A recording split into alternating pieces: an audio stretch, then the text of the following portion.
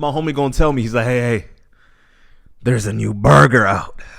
What you on? And honestly, the big bakery is always calling me, and I do not blame my homie from indulging in the biggest of the backest. So it turns out that McDonald's has created a burger to overtake that Big Mac.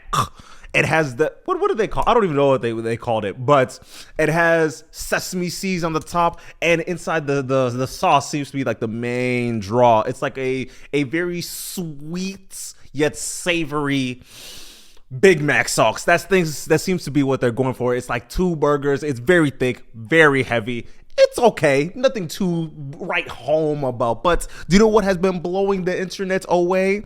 Watching a CEO eat a burger that honestly, it feels like they don't even eat it for real. Honestly, I feel like we should go back to our roots when CEOs actually ate the food that they were promoting. At least give me a CEO that I could look you in the eye and be like, you know what? You asked your mom about some McDonald's money. I believe it. But like, no, watching that video in real time, I don't blame him, because it feels as if a salad would have done him better. It feels as if he knows how long a burger from McDonald's could last out in the spare ocean.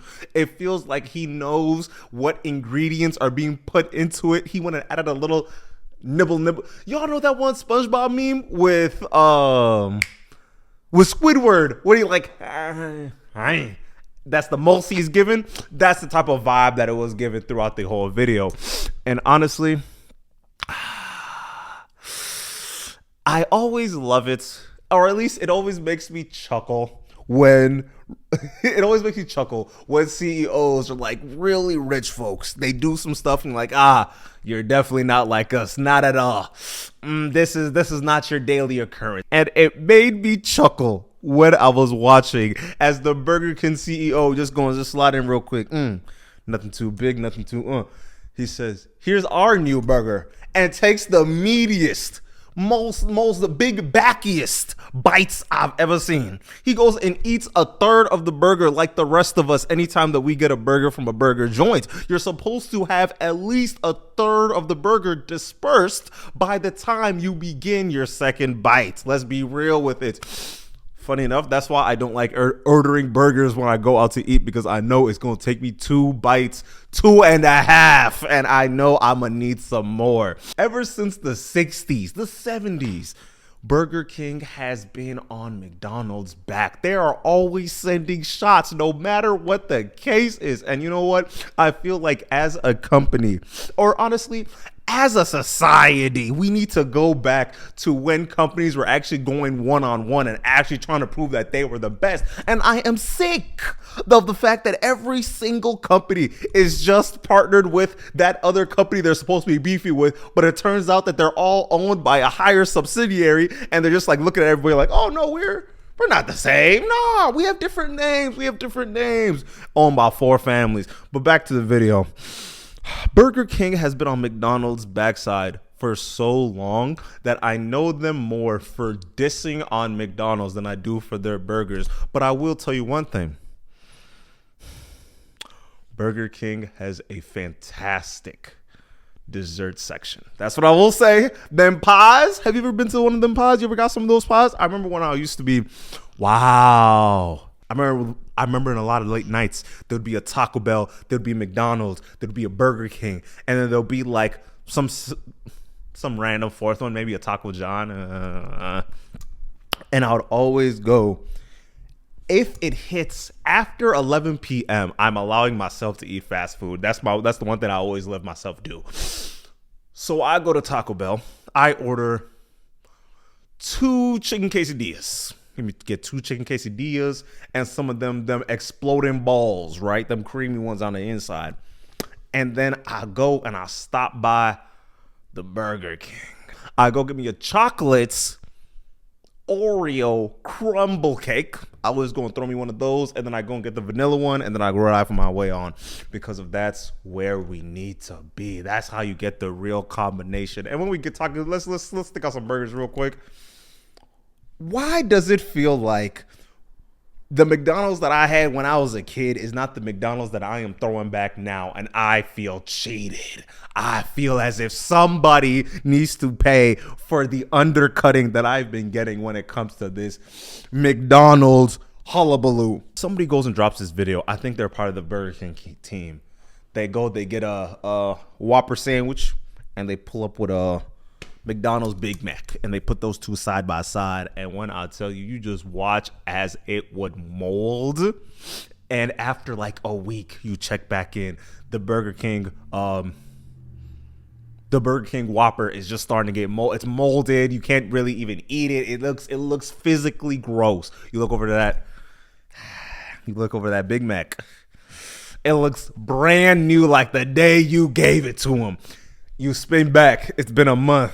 Same thing. The Whopper looks like disintegrated. It looks bad. You look over to the McDouble or the double with those fries. Them fries look good. The fries look like you can eat them right now. You look over to that Big Mac. You know, he eat that Big Mac right now. And then you spin back like, what was it, like 6 months, and then you start seeing the McDonald's McDouble start like really start shaking in its boots. And I always get flashbacks to when I'm younger, and I'm thinking, is the reason why my knees hurt because I ate so much fast food when I was younger? Because I know that has to be a part of the reason why I'm in pain today. And honestly, I feel like that's why I like Taco Bell for real, because I know if I'm going to eat it, it's going to leave me eventually. It's going to be gone before I even notice. After I eat, you add a little Cholula, you add a little some mild sauce. That's my thing. Y'all can keep the hot. I don't need that Diablo. Y'all can have it. I don't need it. I don't need my toilet to be eating what that just ate. It's a lot, and I know. By the end of it, I might have a mini ulcer forming because I've been eating too much Taco Bell, but at least I know it's gone. I know there's some McDouble that's partially in me from 2012 that has not fully removed itself, but that's that's beyond the point. Oh, I remember one of my favorite ads that Burger King ever ran. I remember they were doing this promotional thing. I think it was like 2017, where it was like, whoa, what is it? I remember in 2017, it was come as a king. Oh, no. I remember it was in 2017, one of my favorites Burger King ad runs that they were doing. Come as a clown, eat like a king. 110,000 clowns participated.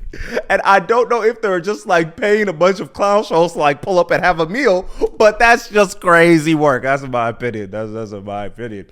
But bringing back brand rivalry is very important, especially if you guys are going to be so unnecessarily holding onto the teeth of capitalism. You gotta make me want to give you some bread. I need them Nike v Adidas. We don't get them rivalries no more. I haven't seen Pepsi slap a Coca-Cola can in a while. We need them to hoop. I need folks to get to hooping. I remember one of those days when we can get on. I remember there was days when we can go and get on the TV and we will see. You know what? I'm gonna show you this ad. Hold on, I'm gonna show you this ad. This might be one of my favorite commercials of all time. Look at this. Look at this. Look at this. Hooper, Hooper, Hooper, Hooper, Hooper. Hooper. Bro just murked your man. What are you gonna do about it? Hooper.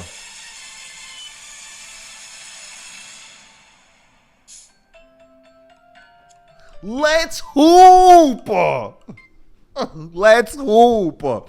And I feel like we're losing recipes. We gotta hoop. Honestly, I feel like that's why I like Adidas run with Anthony Edwards right now. Constantly sending shots.